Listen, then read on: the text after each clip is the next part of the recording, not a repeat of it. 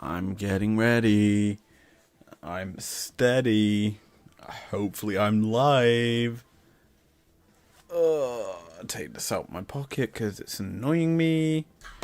But hello everyone, what is going on? It is your boy Izlo33. New mic stand, because my old one broke. And so I'm going to be a little bit getting used to it. It's, as you can see, this side and not that side like I used to have it. And who knows, maybe quality is a little bit off. I'm not sure yet, but we'll find out as things go on. I'm actually going to pop that out. And we're going to be going into today G2 SK, as you can see on screen. And this is going to be an interesting best of one, because G2 right now are considered the best team in the LEC, and SK personally are looking quite, I'm not saying bad, but they aren't the highest rated team per se. And oh, nice. I'm just going to move that a little bit. So draft wise, G2 and Fnatic kind of defining the LEC meta per se, with what's good and what's not. Static, Shiv, LeBlanc from Fnatic's side. Nico kind of was the first picked up by G2. I mean, yes, Caps kind of entered that game. But yeah, it's still a pick that G2 have initialized in the league. And so far, Vi, Yuumi, and Rakan banned out by G2. Bit surprised that they're the ones banning the Yuumi. But if you think about what they've played, I'm surprised that certain first picks won't come through. Like, SK here probably going to go Aphelios Lulu, because G2 kind of came up with this counter pick system for what they did against whoever they played day 2. I think this is the day 2 matchup. I'm not going to lie. This matchup that G2 opt into here is very interesting. So, SK lock in the Sedge, and Marcoon gets a jungler that can provide frontline to X-Kick, which is good for him. G2 on the other side of the rift, they should realistically lock in for Hansama here. Like, Zeri Lulu is technically open, and teams went to it, but here it's Cog Braum. Now, when I saw this, I had been asleep for a couple of hours due to midday sleep deprivation. So I caught some sleep up and came into this game, saw Cog Braum, and I was like, that's a weird one. And because usually you'd expect Lulu to go with Cog more, because you can just put the help picks onto Cog, and he can use his living artillery, I believe that's his W, and just fire in lots of different shots into a target.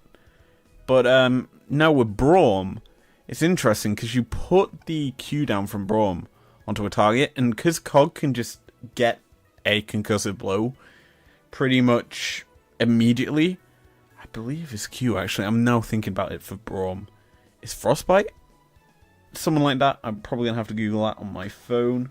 In fact, I'll do that now. But we see a very interesting setup, I would say, from both teams, as it's not a standard. Like, Sedge has kind of been out of meta. Cog and Braum are out of meta, but G2 defining what they think works, or are finding things that work. Now, second rotation of bans, looking at these from my perspective, G2 want to get I would say, a counter matchup here on 4-5 for either Caps or Broken Blade. And looking at what the bans are, they're trying to force Irrelevant off of these tankier picks. Like, Nars still technically open, Scion's up and available. So there's always that option for Irrelevant. If you even want to go for a frontliner, maybe even Ornn could be a pick for him. But, it might be actually Winter's Bite. I'm trying to think of the name of the ability more than Draft. But it looks like they're saving pick for Irrelevant, whom I would have to be brutally honest here, has been probably the best performer on this SK squad all season. And I didn't mean to say split, I meant season. He's been very good this year. And he does really good in terms of the fact of winning lane with not much investment from Marcoon. However, when he does get investment, I just hear a bird, sorry. It does accelerate his game. Now, G2's draft right now, Cassante, very smart pick. It's very strong. And Syndra for Caps. G2 have a lot of long-range engage and stuns. They very easily could lock up a target, and that will allow Kog'Maw to just free fire in. That's the aim for G2 here. And SK, the Gwen pickup last, I like a lot. Cog thrives at longer ranges, so pick a champion that survives at longer ranges and gets on top of you and you can't do much about it. I like this pickup for SK as a whole. It kind of negates what Cog wants to do in some regards, but you do leave yourself susceptible to the burst combo that Syndra can do. You've also got Cassante, who will probably all out you and get you away from the Cog and or force you out of your W. So I would have to say G2, I mean, I like their draft. Syndra's been one of them champions that's been on the edge of being good, but not consistently good for meta. And that's kind of disappointing for me because I always enjoy watching Syndra in pro play. She's one of them skill champs that cause pain when she gets picked, and then when she isn't picked, you start to see the corky as is all over and again. And spoiler alert, we've got one half of that duo in this matchup for Certus. Now, early levels, we should probably look and expect SK to look for plays. As Marcoon, yes, he's on a scaling jungler in a sense for building more tank stats. You still have a Gwen who can do a lot of damage early with the burst combo from her Snip Snips. And you've also got an Azir who does scale quite well into the late game, so getting him advantage early is good. However, you will not match the scaling of a Kog'Maw. Cog is one of them glass cannon hyper-scaling carries everyone used to fear in the early days, because if you could not shut him down and allowed him to get to late, he was going to do a lot of work. Now, surprisingly, it's a dagger and 4 health pot start. I'm actually going to do something real quick for the Kog'Maw. In my opinion, I would have expected maybe a cull. Like, genuinely a cool start for Hansama. Because scaling on Cog is his name in the game. Hitting him power spikes earlier would have been probably more beneficial, in my opinion, to this G2 lineup. It is Winter's Bite. Sorry, I was mid-talking, mid-looking up. Okay, back to focusing on the game. Now, early levels, you gotta favor Diaphelios once he hits level 2, I should say. As he has access to most of his kit. And Cogmore early isn't that threatening. Because you don't have the mana pool to be obviously stacking the arcane barrages that you would like to. As Yikes caught out here in SK's jungle, he's dead. He gets a smite, but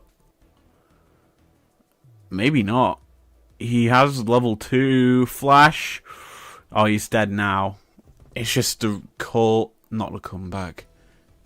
Oh, Certus gets the kill. If we just watch this again. So, obviously the collapse came in quicker for SK. But I just want to see if... So, just watch Yike's pathing. I just want to see if there was a way for Yike to not give any gold over to Certus. Yeah. Because the gold was always going to go over to DOS because he shielded Marcoon. Yeah. So, I know you can obviously shift the soldiers over the wall, so Yike's expecting him to probably throw the soldier here into this bit and catch him as he executes the tower. So I get why Yike does that pathing. But Certus plays it smart. He catches him. And that's first blood over to the mid lane of SK. Now, obviously the big thing for G2 here is, if you can call it a benefit, Xkick didn't get any gold in that and ceded some lane pressure to Hans and Mickey. So, Cog and Braum got obviously a bit more of an XP advantage here. That's the important thing early on, so they're level 3 to the level 2 of the SK bot lane. And so a 200 goal lead can already be picked up. Topside Broken Blade playing on the edge. I like that. It reminds me so much of Irrelevant versus Shigenda from the other day. Literally the next day. And Shigenda's Cassante playing on the edge and kind of costs his life as bot side Mickey's dead. That's a misplay. So, what happened? I know that we're probably going to see a kill topside. Okay, so G2 are setting up a dive onto the tier 1. It's fairly obvious, even though level 3 dives really shouldn't be a thing anymore. Yike just coming in, gonna go for a play onto this tier 1, try and kill Xkick and DOS, get plate gold into Hans Sammer. You get the picture, they're just trying to get Hans a lead. More than he's already got here. So, the dive right now is in a bad state. The wave's in. It's not a cannon wave, and the wave's pretty much half dead. So, Mickey steps up. He jumps forward. Does he? He lands a Q. Bit weird. I didn't see him use his Q there, so let me just watch this again. Oh, it doesn't look like he lands a Q. But, okay, it's weird, because it looks like the Q doesn't get cast. But I know he ignites. I presume that's where he Qs. Or it's an auto. It's hard to tell. But basically, Mickey does damage to Exakick here. And the Unbreakable isn't going to keep him alive. Because Exakick is using his red gun. He's stacking the Gravitum. It's fairly obvious from here. Mickey's getting rooted under tower. He's already tanked a tower shot already. 2. There's a follow-up shot. And there's the execute with a red gun. It's just a very easy play for Mickey for Xkick. as Mickey goes way too aggressive. Top side, it's a lot of trading as Caps gets a nice scatter of the week. Twisted advanced into the Bramble Bash, whatever it's called. And another orb of whatever the flip gets dropped on him. So is his force back. He has got teleport, but he did just waste his flash. So that means that Arcoon has to see top lane pressure, like his top jungle, due to the fact Caps can easily rotate and protect Yike. Simply put, good play for G2 overall to get a bit of an advantage for the jungle, even though there's a assist on one side of the rift. What? Okay, I'm now only just looking at at the CSDs. Yikes got 20 CS up on Marcoon. If this is right, Marcoon's only got 8 farm. Mickey's almost got more. Okay, this has intrigued me. I know it's counterintuitive to look at this, but I want to watch how Marcoon paths. Like, so he starts Raptors.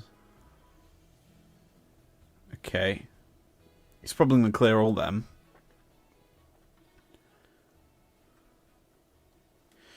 G2 go for the invade early, don't they? They set up vision. Yeah, so Marcoon seeds as Caps goes to ward. Oh, he gives up on his Raptors. Like, so Marcoon, or Yike gets an easy red side jungle start. Seals away camps. Marcoon goes from red buff, which he still hasn't taken.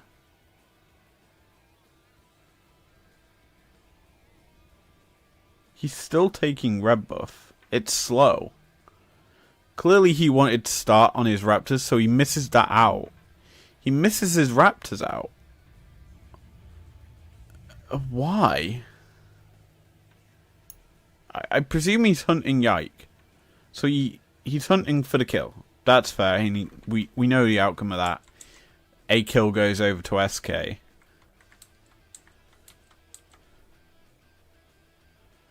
Yeah, we've seen all this. He backs. And he heads into his bot side jungle. So that is still level 1 Raptors there. He's going to scuttle. So he gets cut off here by Yike.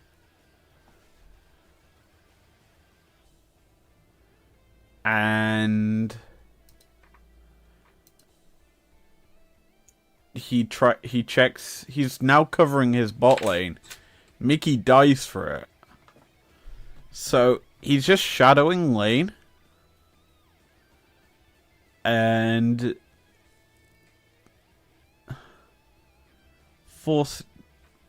in 4 minutes he's only got 4. Jeez. He has to seed his Raptors because Yike makes a good gank here. And yeah, G2 just playing the jungle better. Marcoon just got gapped huge because he can't go into that top side now. He's waiting on his respawn of his wolves and his Gromp, which he's picking up now. Actually, I don't even think that's respawn. I think that's first wolves, because I don't think Yike picked him up. But yeah, Yike's just power farming the entire enemy jungle. And because of how Yike played the early jungle, he still technically has the advantage over Marcoon. Like, we already saw this, but you see at top there, Sedge is there. And wow. It's bizarre, because now, if Marcoon wants to catch up, which, let's be honest, he should be aiming to do that, as he's going to his level 1 Krugs, oh god. And Yike's whole jungle is, like, full level, whatever, 3, 4. It's on its second respawn, basically. And, yeah. Marcoon just is that far behind. Level 4 for him. Yikes, level 5. A full level bar ahead of his opponent. And you can see, look at the supports are almost a higher level than him. It really does show you the effect that Yike is having on the map. Like, sure, he gave over first blood, but G2 have still clawed back an advantage and continue to pressure in lane. Well, they're not even pressuring lane.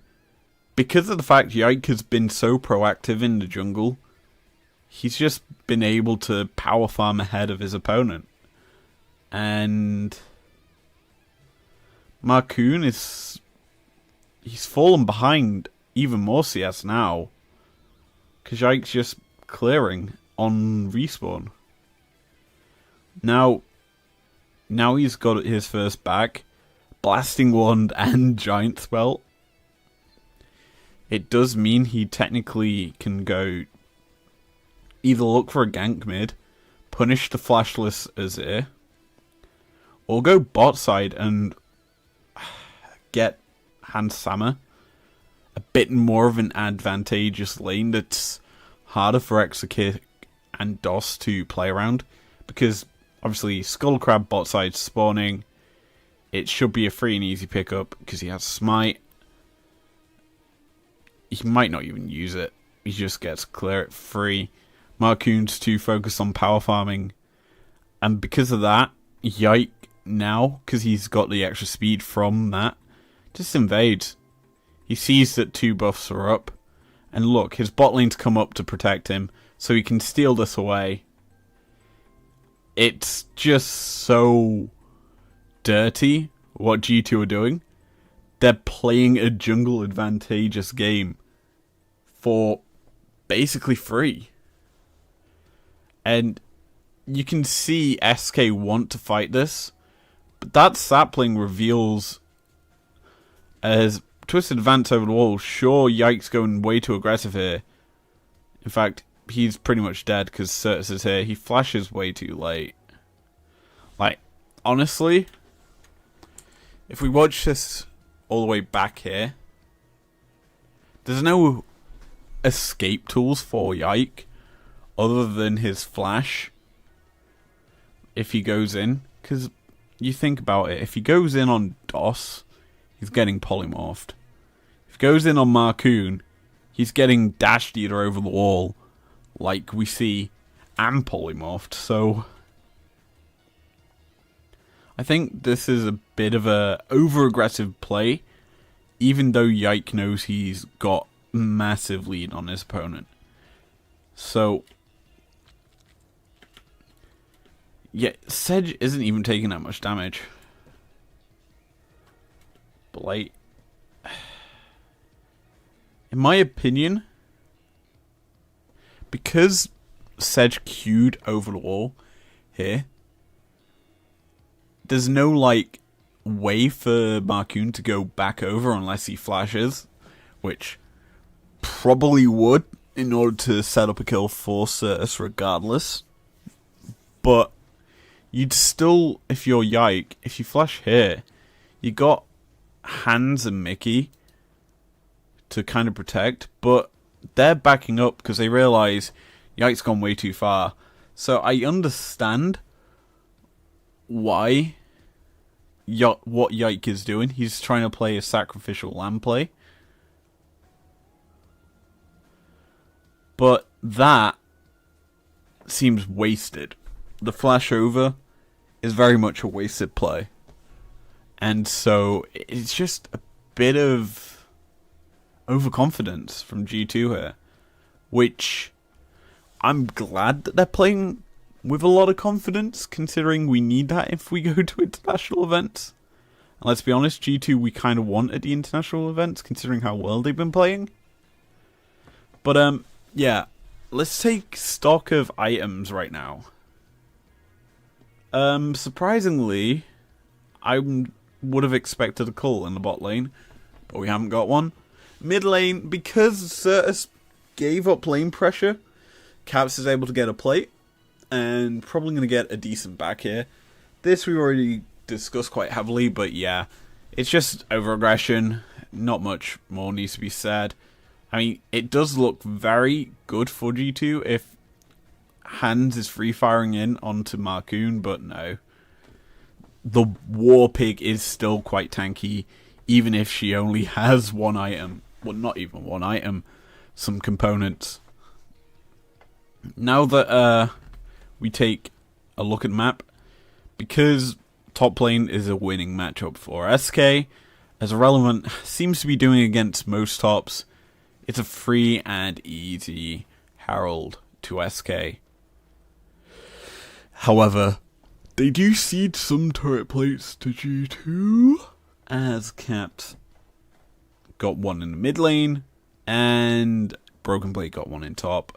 And lovely scatter weak onto DOS there, just chunking him quite low. And yeah, Caps has a very stacked inventory, let's be honest. Finish Codex and a Lost Chapter in there with Merc Treads. And yeah, that's actually a nice buy if you think about what SK have. You've got 2 AP solo laners, and Syndra, while obviously very powerful in teamfights, can also provide a split push threat. And so the fact that Caps is picking up the Merc Treads to kind of negate some of the damage that these solo laners can do, it really is beneficial to them as a TP comes in from SK. Flash over the wall by DOS. It seems over-aggressive from SK. The split across the map as Mickey dies, but Irrelevant's rooted on his own. Hansama firing in the damage. But it's a double kill to Certus, and that Azir is getting quite fed. Harold's dropped in on the tower. Once that tanks it up, you should expect the dive come through.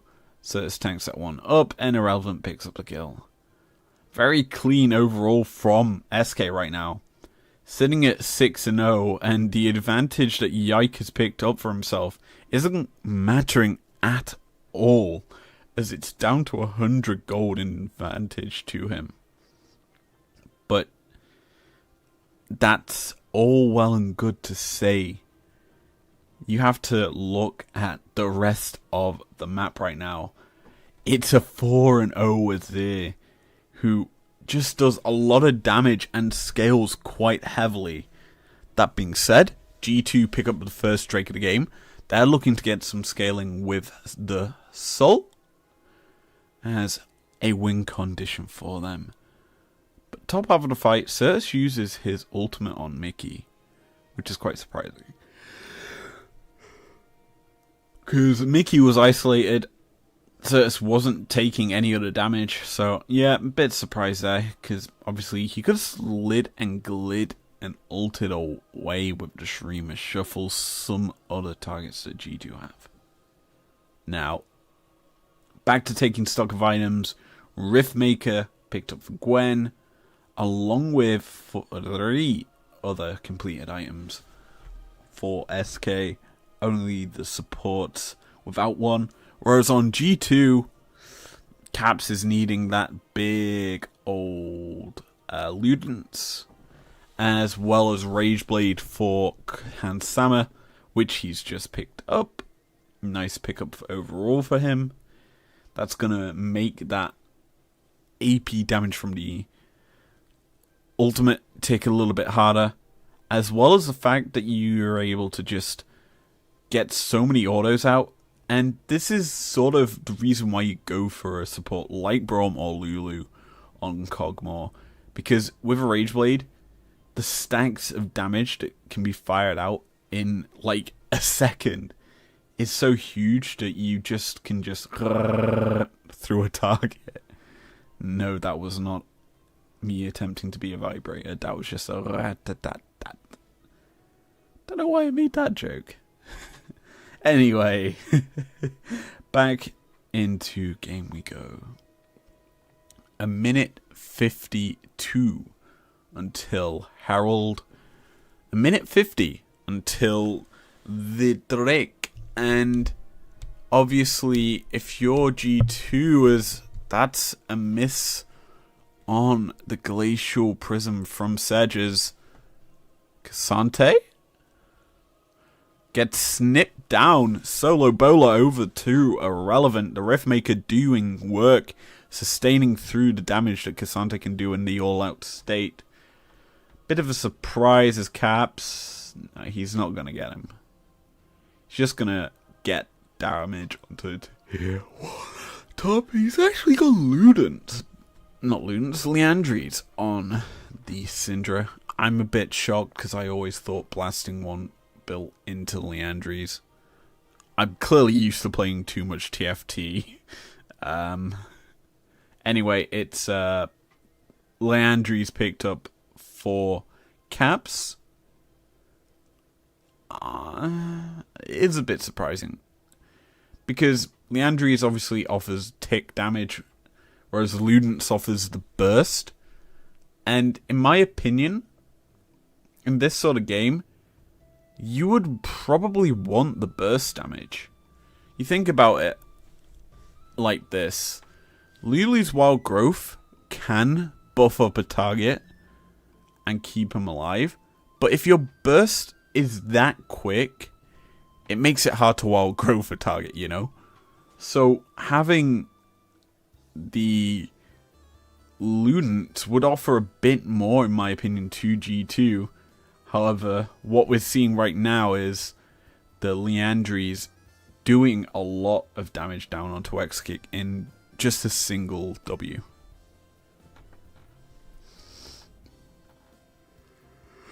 So, as we were discussing Caps' itemizations, 2 towers have fallen, both on different sides of the map, as SK pick up the bot lane tier 1, G2 pick up the top lane tier 1.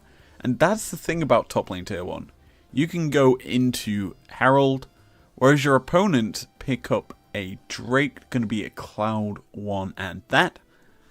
And so, as a whole, I think that still favors G2, because SK really aren't gaining that much off of one Drake, especially, or arguably, the second weakest or weakest behind Chemtank's Drake. You basically have a very weak dragon just picked up for the equivalent of a Herald or a mid lane tier 1. Because that's probably where we're going to be seeing Herald dropped right now. Because that's where you unlock the map. So, taking stock of the map state right now is probably the most ideal thing to do right now.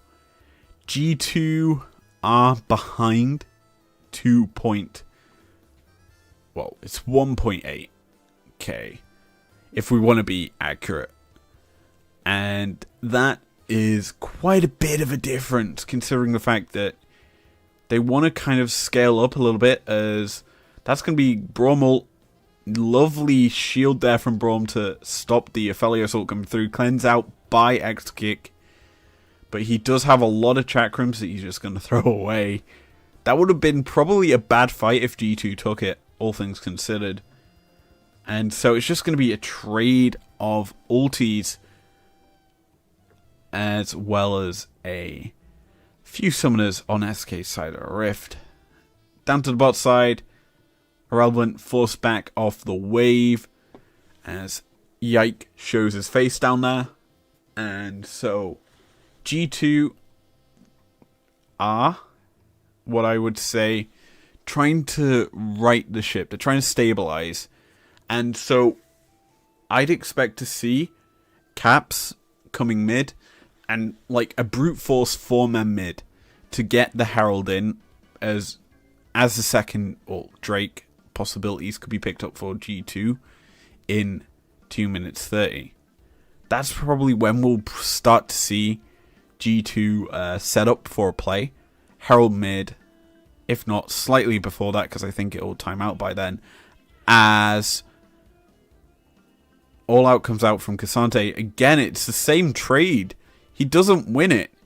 And here comes Marcoon to make the trade even more favourable for SK.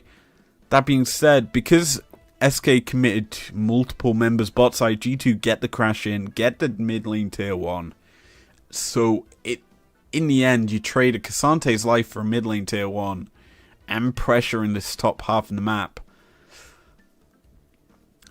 It's not the worst of plays that you could get for G2 here, but you certainly could have got away without losing a member in the bot lane.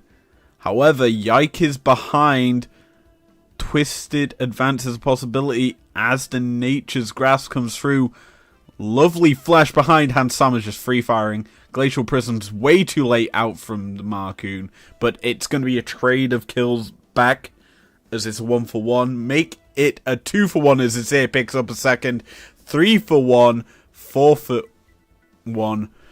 4-for-2, I should say. And SK almost ace out G2 and they're looking straight for this Baron. You've got the 3 probably best champs on SK side of Rift to take Baron.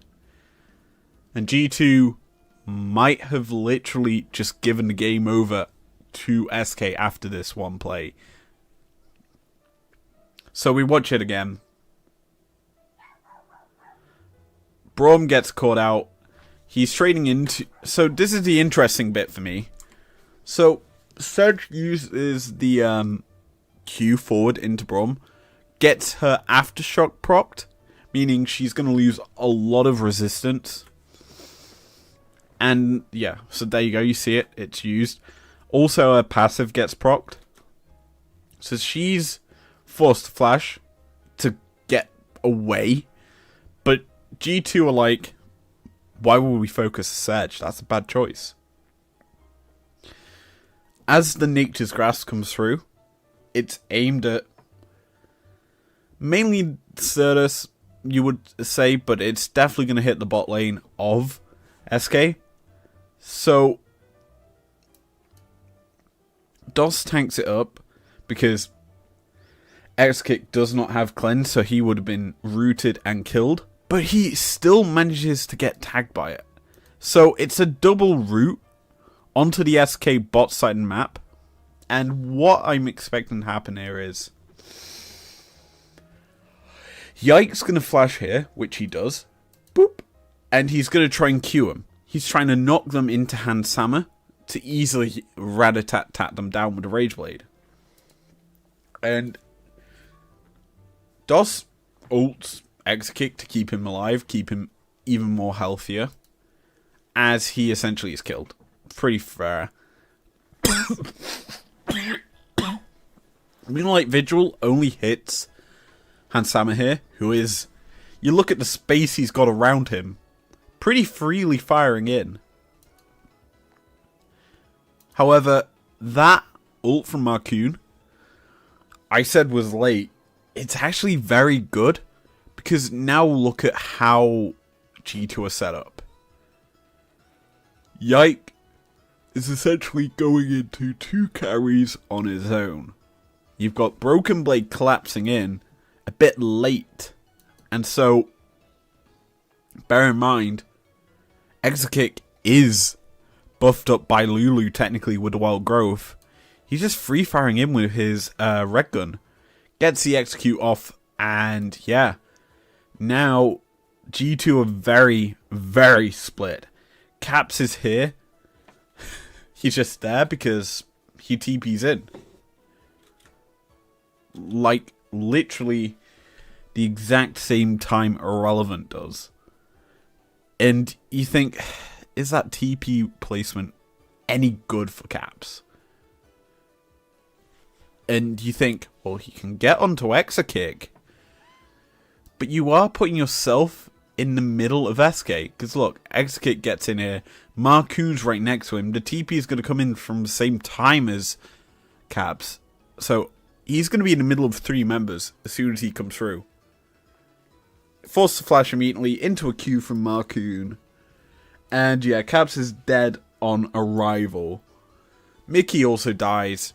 Hansama on the other side of it. I'm intrigued how he dies. It's just spawning 1 soldier. And then Leandries burns him down. Boop! And then he gets the kill on Desertus thanks to Kog'Maw passive. It's just a well-played fight from SK overall. And a very spread out bad one from G2. Because Caps poorly TP'd in. You would say, did he even need to TP in? Because it was pretty much a lost fight anyway. And because technically Irrelevant was always going to TP in. Because he arrived before Caps even started to channel his TP. Or he channeled his before Caps did. You essentially think, well, how do we do that? Broken Blade gets chunked out early. Nature's Grass comes through and Yike's running away. He's going to get away fine. Baron's on the table. Drake's on the table. This should be a free and easy second rate for SK. And you start to just take a look at the stats of the game.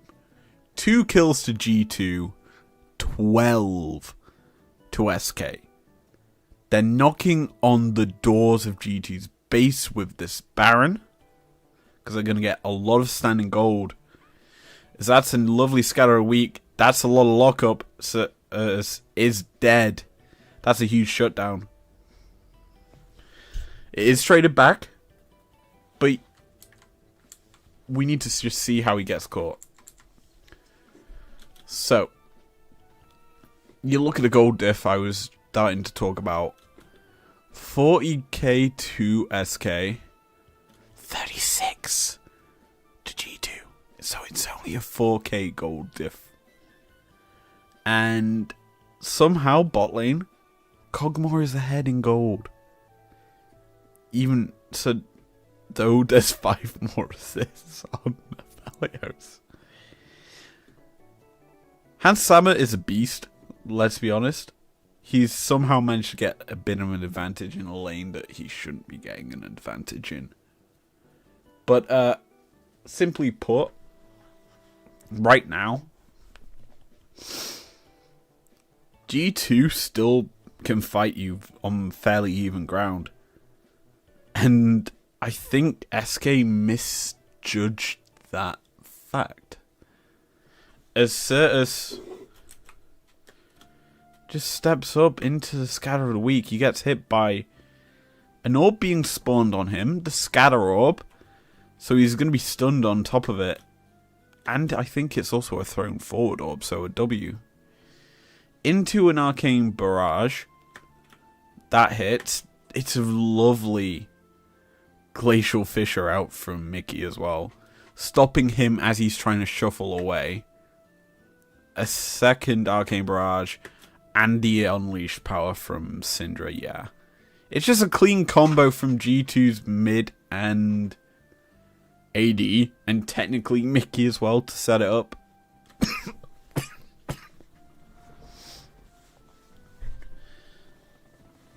So, yeah. It's a trade of kills, don't get me wrong. I think G2 are happy because it's a shutdown. And it's got them a little bit more gold, closer to what SK are at. But SK still have Baron, and I'm very tired, can you tell?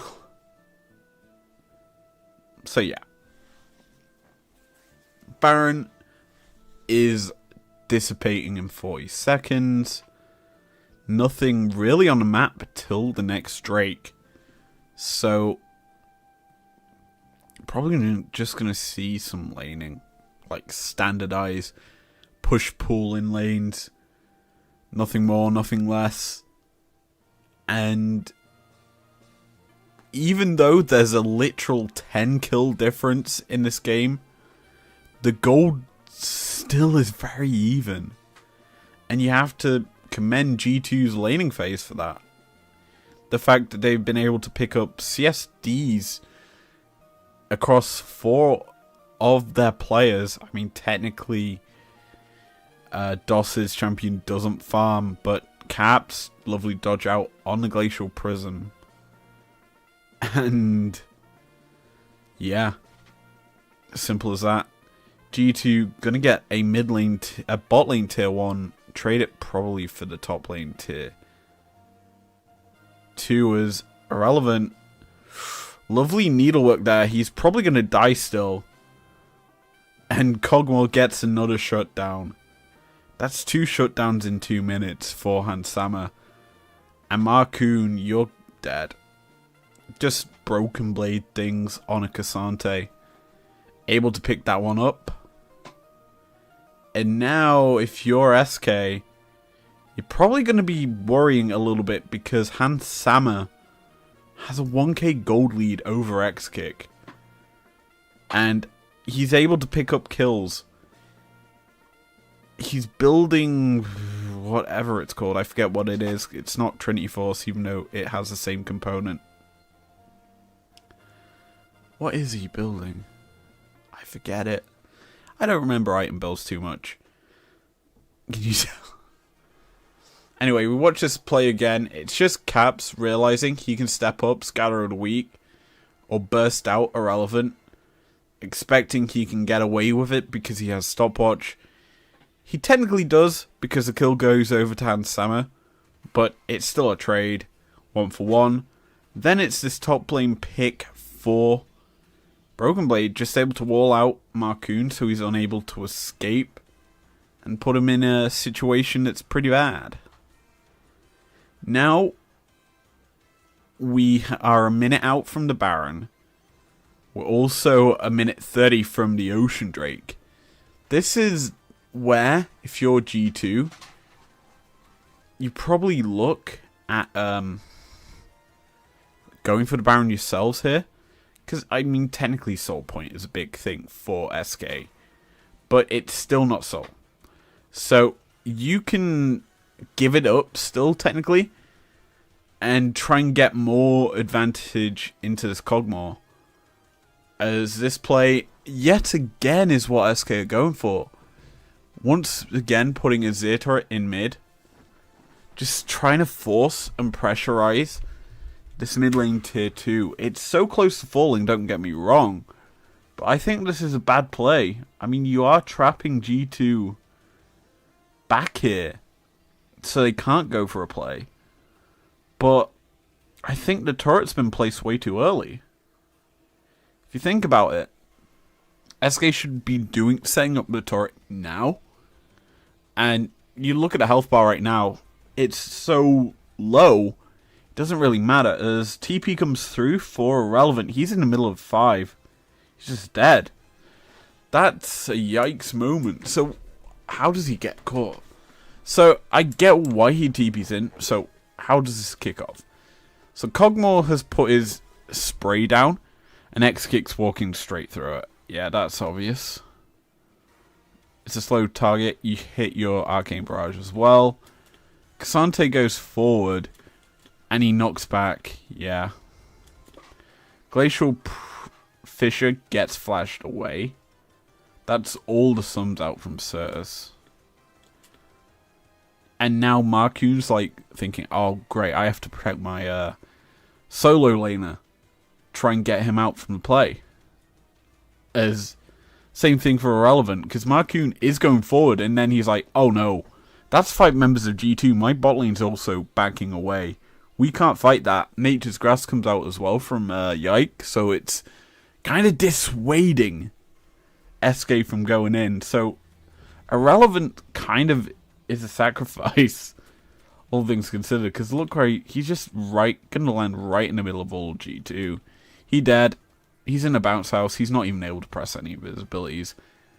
4v5 now in favour of G2. You have to think they're going to go straight towards the Baron. Or look for more picks. As Infernum Moonlight Vigils are not going to get a kill. G2, I mean, they've got options here. Ocean Drake or Baron. Clearly they want the Baron both. So SK gonna trade it. I mean, it's smart for SK to trade it because you're seeding what? Probably your tier 2s for a soul point. I mean, Ocean Soul's really powerful. And it would be very good for them if they get it, because you technically can sustain through a lot of what Kog'Maw wants to be doing. But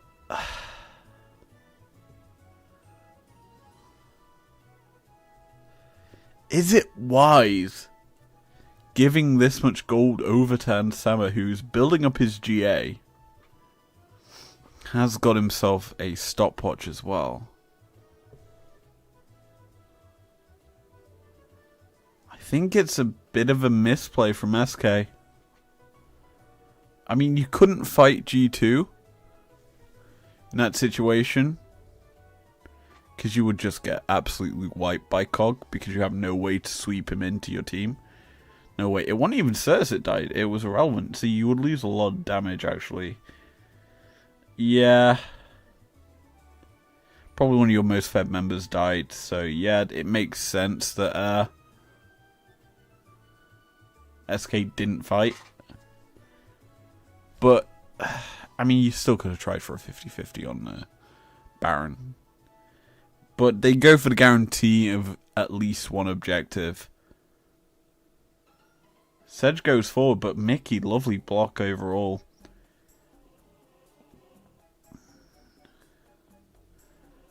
Flash out from Caps to keep himself alive. Nature's Grass comes through. TP as well. They've locked up. Exekick just gets bursted out. TP back in from Caps. Irrelevant. Just going to be forced away. Yikes doing the smart thing. Keeping Irrelevant from basing. He's going to keep throwing them saplings, be annoying. G2 are looking to end. Off of one pick onto the Aphelios. It just means that they get so much pressure. We'll definitely get a replay of this. And I'm waiting out for that, shall we say.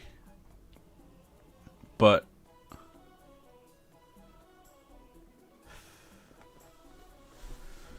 to be honest, here we go. I want to see how the damage gets laid onto Exekick. So he gets tagged by the Q and stopped multiple slows. He walked forward, knocked up.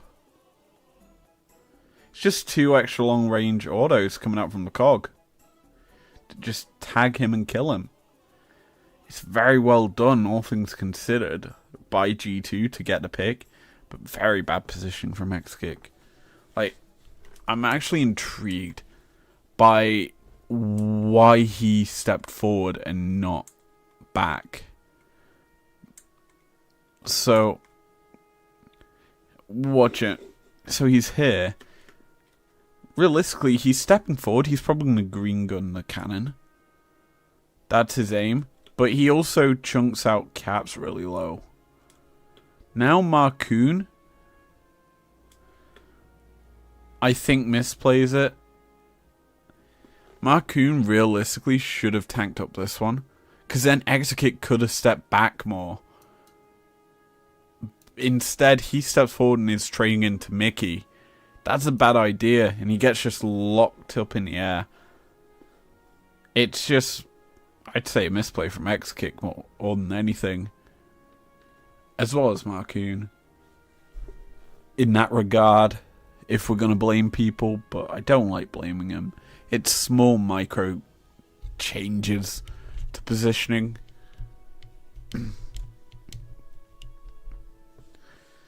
And that's something we need to discuss about SK, this game.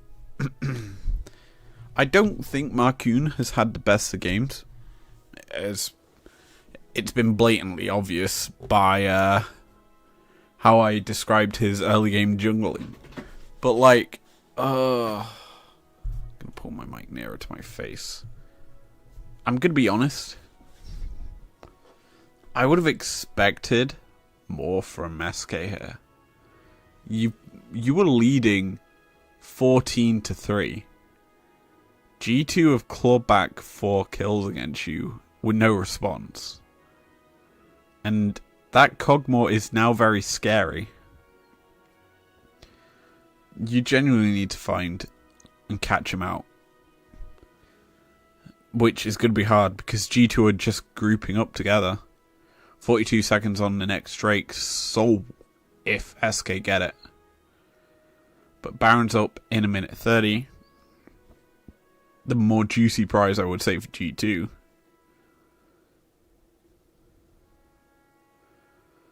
Azir turret placed down again. It seems slightly too early.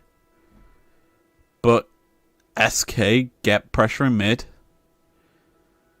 They're definitely going to be able to hold the wave.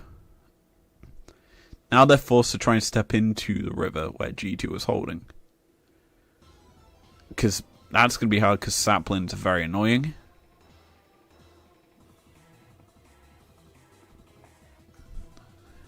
Now they go forward. Shirelia's not used yet. Marcoon's just be in the front line to try and get in. Nature's Grass comes through. It just does so much work. Irrelevant's taking out the fight. Marcoon's dead already. Certus gets hit by a sapling. These saplings are just gross. And another shutdown to the Cogmore. And a shutdown to Caps. Yeah. G2 just played the skirmish better. It wasn't even a team fight. Like, SK did not want to fight. Yet they walked up into the river thinking they did. It seems to me like a bad play overall from SK. Like, you've just given over so much to G2 because you're now losing. Cog just rat-tat-tatting. Yeah, that's game. It just seems like late game and mid game, SK through. One pick onto Certus caused this massive snowball that G2 just maintained till the end of the game. And SK looked clueless. It's like, what? I'm trying to think in my head what they could have done to right the ship, you know? And my mind's just saying, don't get greedy. Slow. I get that you're playing against a timer in that cog, but you just allowed G2 to just find comfort in the late game, get 1 or 2 picks that propels them into your base. And so it just surprises me, because I'm just going to look on GOL. It just surprises me how easy G2 picked up the win there. After a very dominant start of the game to SK.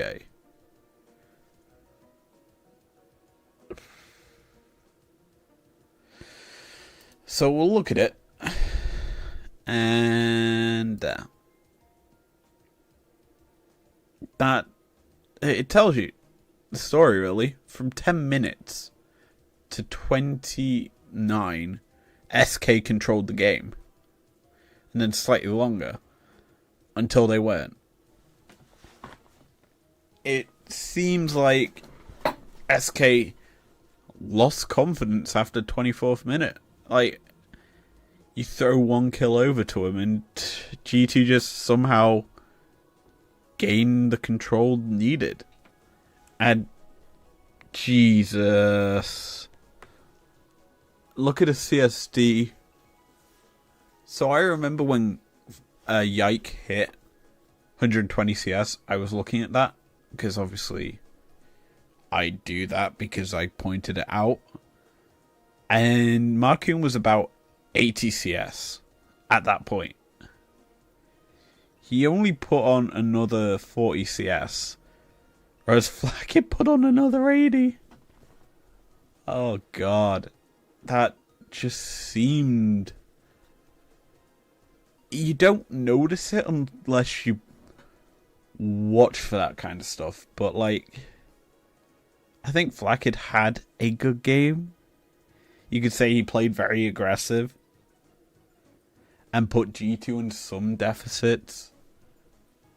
But on the other side, that aggression technically also won them the game because he denied so much CS.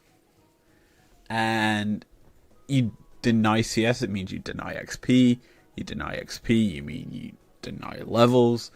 You deny levels, you deny a power in your skills.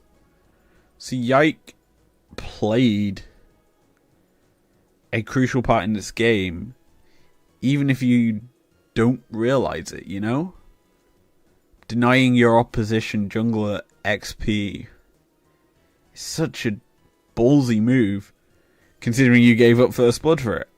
And you then look at the bot lane, and the 7-1 Cogwall just able to free fire in them latter parts of the game. But like, the reason Cogmore was effective here was because Certus wasn't going to risk his own life diving into the back line to try and sweep Hansama back into his team. And instead, it just meant that Cog just free-fired with protection from Miggy, who played very well this game. There's a lot wrong with this game from SK side. I would say there's some mistakes from G2 with regards to top side. The fact that Irrelevant was able to get quite a big lead up there. We didn't really discuss it, but Irrelevant played well until he TP'd in and gave over a kill. Yikes. But no, it was a very well played game from the top laner. Irrelevant did good. If we were breaking down the Koi series or game, it would have been pretty much the Irrelevant show, but here, G2 just outclassed because they denied more. Simple as, they allowed Cog to scale, hit his points, literally hit his 3 big items as well as a GA. He was going for Titanic Hydra, presumably with the Giant's Belt. And yeah, just well played by G2. It shouldn't have been like that, considering the snowball that SK had kind of surmounted for themselves. But yeah, it is what it is. Thanks for joining me today for the stream. 3 more days until you'll see me in the predictions video. I'll be a lot more awake for that, shall we say. I'm very tired right now. Obviously, you know, I said last week I cycle Tuesdays to and from work. And today I also did some heavy lifting at home before the stream, hence why it's a little later. But yeah, that's going to be it for today. Thanks for joining me. If you enjoyed it, leave a like on the stream. Subscribe if you're new around here if you want to. And I'll see you guys Friday. Peace out.